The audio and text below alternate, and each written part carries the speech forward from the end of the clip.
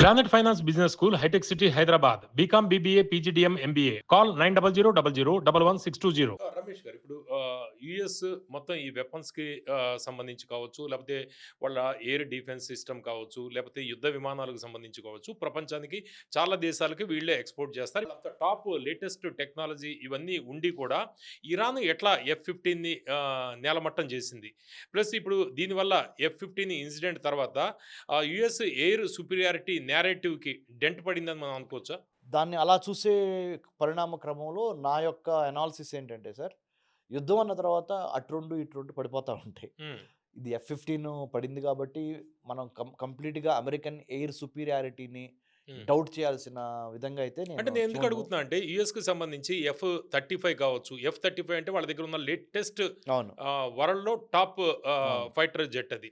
F-15E అంటే లేటెస్ట్‌గా పడిపోయింది. అవును. ఇరాన్‌లో అవును. కూలిపోయింది. అవును. ఇంధన సరఫరా విమానాలు కావచ్చు. C-130 సైనిక రవాణా విమానాలు. A-10 MQ-9 మానవరహిత వైమానిక వాహనం ఆ! నేలమట్టం అయ్యాయి. ఆహ్, ఆహ్, ఇవన్నీ అన్ కూడా లేటెస్ట్ టెక్నాలజీ ఉన్నవి. 15, 16 అనేది ఈ మధ్య కొంత అవును. వాడట్లేదు అది. అవును. కానీ 35 అనేది లేటెస్ట్ కదా! ఇటువంటి వాటిల్ని ఇరాన్ ఎట్లా నేలమట్టం చేయగలుగుతోంది? ఎట్లా ఏ విధంగా ప్రతిదాడులు చేయగలుగుతోంది? వాళ్ళ దగ్గర ఉన్న టెక్నాలజీ ఏంటి? యాక్చువల్‌గా వీళ్ళు చాలా చీప్ అండ్ బెస్ట్ టెక్నాలజీ వాడుతున్నారు ఇరాన్ వాళ్ళు. హ్మ్. లో ఫ్లయింగ్ ఏరియాలోకి ఇప్పుడు మీరు చెప్పిన అమెరికా యొక్క ఆల్ ప్రొడక్ట్స్, హ్మ్. All what you call the fighter jets అనండి, F-15 అనండి, F-35 అనండి, అవును. లేకపోతే అన్‌మాన్డ్ ఏరియల్ వెహికల్ అవును. అనండి. అవును. ఇయన్నీ చాలా లో ఫ్లయింగ్ ఏరియాకి దిగి ఇంటెలిజెన్స్ కలెక్షన్ కోసం గానీ, లేదా అంటే ఇరానియన్ యొక్క వైటల్ ఇన్‌స్టాలేషన్స్ కొడతానికి కిందకి దిగినాయి. దిగడం వల్ల కొట్టారు. దిగటం వల్ల జరిగింది. ఇది ఓవర్ కాన్ఫిడెన్స్ మూలాన హ్మ్. 100% వాళ్ళకి జరిగిందనేది వాళ్ళకి తెలుస్తుంది. హ్మ్. 100% ఇక్కడ American over confidence number 1. Number 2, low lying ఏరియాలో డ్రోన్స్‌ని పంపించి కొడతాం అనేది గెరిల్లా వార్‌ఫేర్‌లో ఇరాన్ హాస్ అచీవ్డ్ సక్సెస్. హుహు. గెరిల్లా వార్‌ఫేర్‌లో. అసిమెట్రిక్ గెరిల్లా వార్‌ఫేర్‌లో. అవును. సో, ఇది రెండో కారణం. మూడో కారణము నేను ఇదివరకు ఇంటర్వ్యూలో కూడా చెప్పాను సార్. ఇరాన్ టెర్రైను, ఆఫ్ఘనిస్తాన్ టెర్రైను అంటే భౌగోళిక స్వరూపము గ్రేవ్ యార్డ్ ఆఫ్ ఎంపైర్స్ అంటారు. హ్మ్. అంటే ఎన్నో మహా సామ్రాజ్యాలు హ్మ్. ఈ యొక్క అతి క్లిష్టమైన, అతి ఎత్తైన, అతి కష్టమైన పర్వత శ్రేణులు హ్మ్. భగవంతుడు వాళ్ళకిచ్చాడు. అక్కడ ఆ ఏరియాలో ఇవ్వటం మూలాన ఇరాన్ పర్వత శ్రేణుల్ని ఎలా నావిగేట్ చేయాలనే దాని మీద హ్మ్. అమెరికాకి ఇంకా పట్టు లేదు. హుహు. అది కూడా ఒక కారణం. ఒకటి ఓవర్ కాన్ఫిడెన్స్ చెప్పా. 2 లో లయింగ్ ఏరియాలోకి దిగారాళ్ళు. ఎందుకు? ఎక్కువ ఇంటెలిజెన్స్ కలెక్షన్ చేసుకోవచ్చని ఇరాన్‌కి సంబంధించి. హ్మ్. మూడోది అతి క్లిష్టమైన పర్వత శ్రేణులు. హ్మ్. అదే దానికి ఇప్పుడు ఇక్కడ ఇరాన్ గెలిచిందని నేను చెప్పట్ల. అమెరికా ఓడిపోయిందని కూడా చెప్పట్ల. హ్మ్. కానీ ఇరాన్ ఇంకా 37 రోజు వరకు కూడా యుద్ధంలో ఎందుకు నిలబడిందనే దానికి హ్మ్. నా అనాలిసిస్ ప్రకారం నేను చెప్పేది the gift of the gap అంటారు ఇంగ్లీష్‌లో. షాట్ ఇన్ ద ఆర్మ్ అంటారు. అంటే అనుకోకుండా లేతే సెరెండిపిటీ అంటారు. హ్మ్. సెరెండిపిటీ అంటే తెలుగులో అనుకోకుండా అదృష్టం వరించటం ఇరాన్‌కి. ఏంటో తెలుసా? హ్మ్. దాని జియోగ్రఫీ. ఓహ్! దాని భౌగోళిక స్వరూపం ఏం చేసిందంటే, స్ట్రెయిట్ ఆఫ్ హర్ముజ్ అతి కీలకమైన జలసంధిని దానికి ఆమడ దూరంలో ఇవ్వటము. దాని మీద పట్టు సాధించడం ద్వారా అమెరికాని ఇప్పుడు గేమ్ అంతా జరుగుతుంది గేమ్ అంతా అక్కడే. జరుగుతుంది స్ట్రెయిట్ ఆఫ్ హర్ముజ్‌లో. హ్మ్. 2 ఈ అతి క్లిష్టమైన పర్వత శ్రేణులని చెప్తున్నానే, అవును. ఆ నైసర్గిక స్వరూపము, భౌగోళిక స్వరూపాన్ని మనం విశ్లేషించినప్పుడు, ఇవి ప్రపంచంలో కొన్ని దేశాల్లో మాత్రమే ప్రకృతి ప్రసాదించింది. అందుకే అవి 600 సంవత్సరాల నుంచి ఎవ్వరు ఏం చేయలేకపోయారు. అందుకే దాన్ని హ్మ్. గ్రేవ్ యార్డ్ ఆఫ్ ఎంపైర్స్ అనే మాట ఆ! అంటే సామ్రాజ్యాలకు అదొక శ్మశాన వాటికగా మారింది. అబ్బబ్బా! ఇది ఇరాన్ పర్వత శ్రేణులు, హ్మ్. ఆఫ్ఘనిస్తాన్ పర్వత శ్రేణులు. హ్మ్. అదంతా ఒక ముక్క. అవును. ఆ ముక్క ఆ భౌగోళిక స్వరూపము ఇరాన్‌కి జియోగ్రఫీ ఇచ్చిన, హ్మ్. దేవుడిచ్చిన ఒక గిఫ్ట్ లాగా, అందుకని అది అమెరికన్స్‌కి చాలా క్లిష్టతరం అవుతుంది. హ్మ్. ఇది దానికి సంబంధించి సార్. హ్మ్. ఇంకొకటి మనం గమనించినప్పుడు 48 ఏళ్ల నుంచి ఇరాను అమెరికాని ఎలా ఎదుర్కోవాలనే దాని మీద ప్రతిరోజు ఎక్సర్సైజ్ చేసింది సార్. నిత్య పోరాటం వాళ్ళు అదే పని. హ్మ్. కుందేలు, తాబేలు హుహు. కథ మన తెలుగు వాళ్ళకి బాగా తెలుసు. అమెరికా కుందేలైతే ఎయిర్ పవర్ ద్వారా వచ్చి కొట్టేసి వెళ్ళిపోదాం అనుకుంది. హ్మ్. కానీ ఇది తాబేలులాగా మధ్యలో అమెరికాకి కొంత కాంప్లసెన్సీ వచ్చి అంటే ఏం పర్లేదు మనం కొట్టగలంలే అనే ఓవర్ కాన్ఫిడెన్స్ అనుకోవాలో ఏమో వాడు తగ్గలేదు. వాడు తగలేదు. మంచివాడు. తాబేలులాగా ఇది నడుచుకుంటే ఫినిషింగ్ లైన్‌కి వెళ్ళిపోతుంది. ఎందుకంటే హ్మ్. కారణం ఏంటంటే ఇరాన్ మన చాణక్యుడు చెప్పినట్టు లేతే సుంజు ఆర్ట్ ఆఫ్ వార్‌లో చైనీస్ తత్వవేత్త చెప్పినట్టు హ్మ్. శాంతి సమయంలోనే యుద్ధానికి సన్నద్ధం కావాలనే మాటని ఇరాన్ బాగా వంట పట్టించుకొని, శాంతి సమయంలో. శాంతి సమయంలోనే యుద్ధానికి సన్నద్ధం కావాలని అబ్బబ్బా! 1978 నుంచి హ్మ్. ఇరాన్ వార్‌కి ప్రిపేర్ అవుతా భూగర్భంలో పర్వత శ్రేణుల్లో 1600 అడుగుల లోతున మిస్సైల్ సిటీస్ నిర్మించింది. హుహు. Number 1 missile cities. మిస్సైల్ సిటీసే నేను చెప్తుంది. హ్మ్. ఇది ఇరాను పర్వత శ్రేణుల లోపల 1600 అడుగుల లోపల గూడా హ్మ్. హ్మ్. 48 ఏళ్ల నుంచి హ్మ్. యుద్ధానికి సన్నద్ధత జరుగుతుంది. హ్మ్. ఇరాన్ ఎందుకు యుద్ధంలో పూర్తిగా ఓడిపోలేదు, చేతులు ఎత్తలేదంటే hmm. When your preparation meets opportunity hmm. You become lucky అంటారు ఇంగ్లీష్‌లో. When your preparation meets opportunity you become lucky. నువ్వు 48 ఏళ్ల నుంచి ప్రిపేర్ అవుతున్నావు యుద్ధానికి. అమెరికా యుద్ధం చేస్తే నన్ను నేను ఎట్లా కాపాడుకోవాలి? హ్మ్. మనుగడ కోసం పోరాటం వాళ్ళది. దాంట్లో భాగంగా missile cities, under sea mines, హుహు. సముద్రం లోపల మైన్స్. మైన్స్ అంటే తెలుసు కదా! పేలిపోతాయి. అవును. ఆ విస్ఫోటనం 2, 3 కల్చరల్ నేషనలిజం రూట్స్ ఇరాన్‌లో ఉన్నాయని చెప్పా నేను. ఇజ్రాయెల్‌లో కూడా కల్చరల్ నేషనలిజం ఉంది. అమెరికా మట్టికి కార్పొరేట్ నేషనలిజం అని చెప్పా. హ్మ్. నా ఇదివరకు ఇంటర్వ్యూలో. కార్పొరేట్ నేషనలిజం అంటే ముఖ్యంగా వాళ్ళకి కార్పొరేట్ ఇంట్రెస్ట్‌లు ఎక్కువ ఉంటాయి గానీ, చచ్చిపోదాం అన్నంత యుద్ధం చేయరాళ్ళు. హ్మ్. అదే భారత్ మన ఇండియా లాంటి కంట్రీ గానీ, ఇజ్రాయెల్ లాంటి కంట్రీ గానీ, ఇరాన్ లాంటి కంట్రీ గానీ, కల్చర్ బేస్డ్ కంట్రీస్ ఏవైతే ఉన్నాయో, వాళ్ళతో యుద్ధంలో గెలవడం చాలా కష్టం. వాళ్ళకి ప్రాణాలనేది తృణప్రాయం. మొదట్లో యుద్ధం ఈ సుప్రీం చీఫ్‌ని చంపకముందు, ఆ సుప్రీం చీఫ్ మీదే ఇరాన్‌లో చాలా మందికి వ్యతిరేకత ఉంది. కానీ యుద్ధం స్టార్ట్ అయ్యాక అందరూ ఒకటైపోయారు. ఒకటైపోయారు. అదే పోలరైజేషన్ ఎందుకు జరిగిందంటే, హ్మ్. ఏకపక్షంగా అమెరికా దాడి చేసి యుద్ధ కొ ఖొమైనీ మీద నాకు అయిష్టత ఉంది. హ్మ్. కానీ ఖొమైనీని తీసేయటానికి ఆ ప్లేస్ నుంచి నేను వేరే విధంగా పోరాడేవాడినేమో. నేను ఒక ఇరానీయుడిగా మాట్లాడుతున్నా అనుకుందాం. కానీ నువ్వొచ్చి మా దేశ అధ్యక్షుడిని రాత్రికి రాత్రి చంపేసేసి, హ్మ్. నువ్వు ఏకపక్షంగా బిహేవ్ చేస్తున్నప్పుడు, నా ఇంటర్నల్ డిఫరెన్సెస్ అన్నీ మర్చిపోయి, నేను ఒక జాతీయవాదం అనే దాంతో ఇరానియన్స్ అందరూ ఏకమయ్యారు. అవును. సో, అక్కడ ఒక ఎడ్జొచ్చింది. భౌగోళికంగా ఇంకొక ఎడ్జొచ్చింది. తర్వాత ఇరాన్‌కి బిగినింగ్‌లో ఎడ్జొచ్చి, తర్వాత మళ్ళీ దెబ్బ తగలటానికి కారణం ఏంటంటే, అనవసరంగా ఇరాన్ చుట్టుపక్కల ఉన్న సున్నీ ముస్లిం కంట్రీస్ అయిన Saudi Arabia, Oman, Qatar, UAE, Bahrain లాంటి వాటిని ఆహ్, అమెరికన్ స్థావరాలున్నాయని కొట్టారు చూడండి. అవును. సారీ జెప్పారు ఇరానియన్స్. అవును. చెప్పి మళ్ళీ స్టార్ట్ జేశారు కొడతాం. దుబాయ్‌నైతే నాశనం జేసేశారు గదా!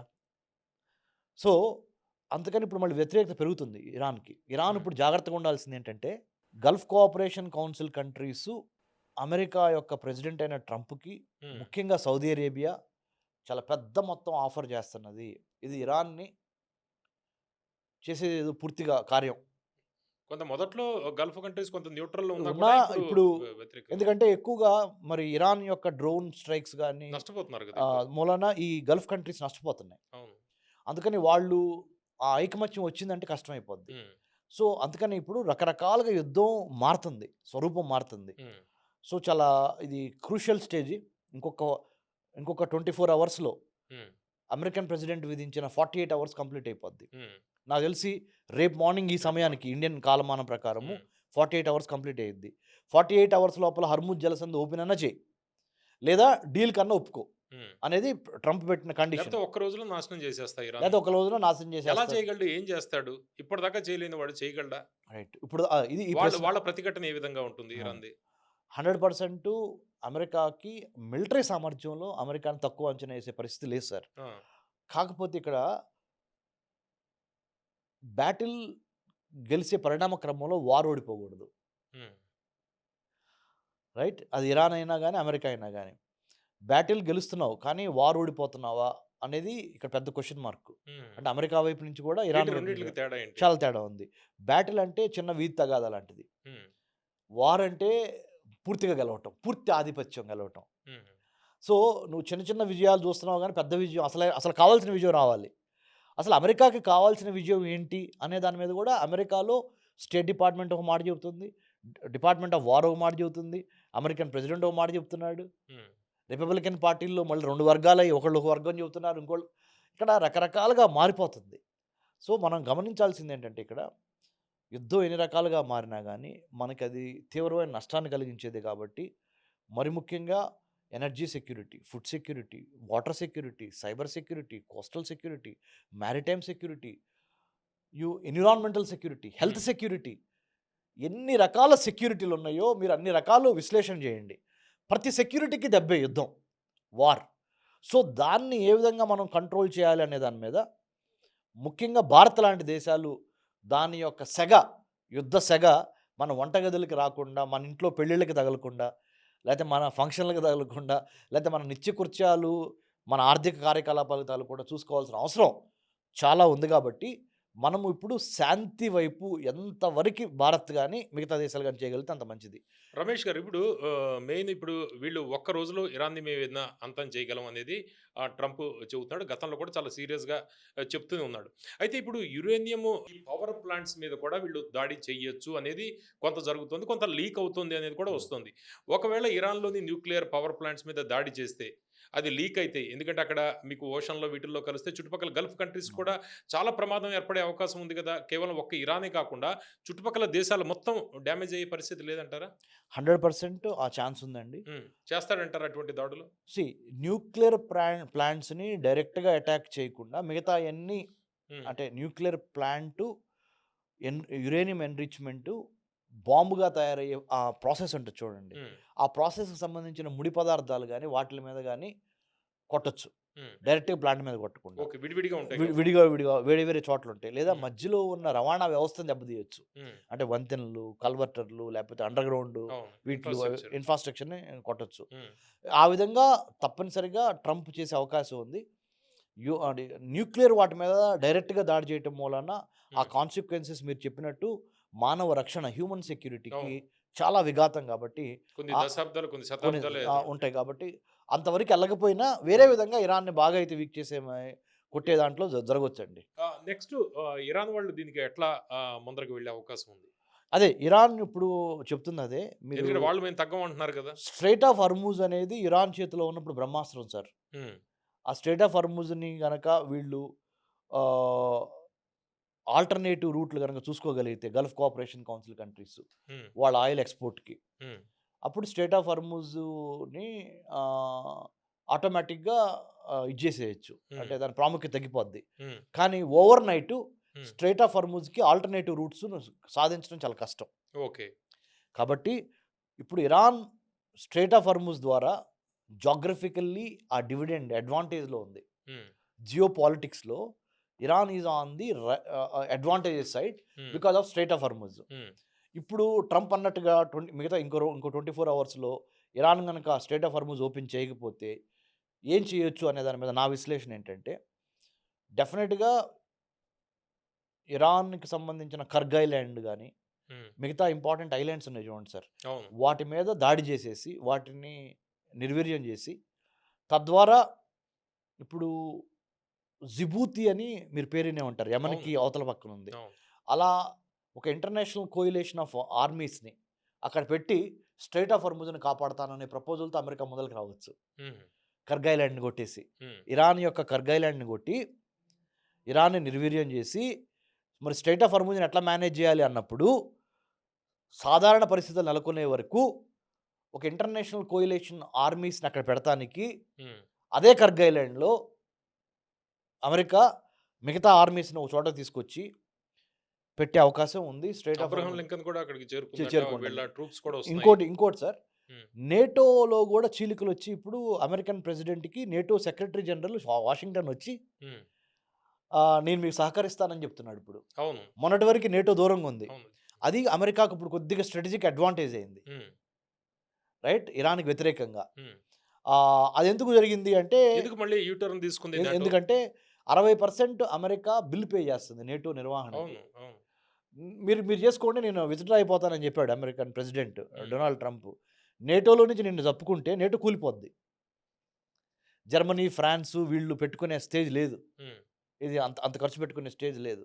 కాబట్టి వాళ్ళు నేటో సెక్రటరీ జనరల్‌ని పంపించింది తొందరగా ఆళ్ళు. మీరెళ్లి అమెరికన్ ప్రెసిడెంట్‌ని కొద్దిగా శాంతింపచేయడానికి. శాంతింపజేయండి మేము హ్మ్. అని చెప్పి. సో, ఒక కీలక ఘట్టం మూడవ అతి కీలకమైన ఘట్టము రేపు హ్మ్. 8థ్ ఆఫ్ ఏప్రిల్‌కి ప్రపంచానికి 2026న హ్మ్. కీలక ఘట్టంలోకి మనం ప్రవేశించబోతున్న యుద్ధము. హ్మ్. సో, మనం ఆర్మ్స్ లాబీ గురించి మాట్లాడాము. హ్మ్. తర్వాత ఇరాన్ యొక్క జాగ్రఫికల్ అడ్వాంటేజ్ గురించి మాట్లాడాము. హ్మ్. తర్వాత శాంతి ఎందుకో మాట్లాడాము. అవును. అదర్ సెక్యూరిటీస్ ఎందుకు ఇబ్బంది అని మాట్లాడాము. హ్మ్. సో, మనము మనం చేయాల్సింది మన ముందల ఉన్నదేంటంటే, how best can we influence all the 3 major players hmm. And major players అనుకున్న అసలు ప్లేయర్స్. హ్మ్. ఇరాన్ అనుకున్న అసలు ప్లేయర్స్ రష్యా, చైనాని దౌత్యంతో మనం ఏ విధంగా శాంతింపజేయాలి. హ్మ్. ఇజ్రాయెల్, అమెరికాని ఏ విధంగా శాంతింపజేయాలి అనే దాని మీద భారత్ కూడా చాలా తీవ్రమైన కసరత్తు చేయాల్సిన అవసరం ఉంది. ఎందుకంటే ఇరాన్ మనకి ఎంతో దూరంలో లేదు. అవును. ఏం జరిగినా దాని యొక్క ఎఫెక్ట్ మనకి గ్యారంటీగా పడుద్ది. మన దగ్గరలో ఐసీబీఎం వాళ్ళు కొట్టారు కదా! కొట్టారు. దగ్గరకొచ్చి. మన శ్రీలంక దగ్గర కూడా వచ్చి అవును. కొట్టడం. Hmm. So, we have to be very cautious.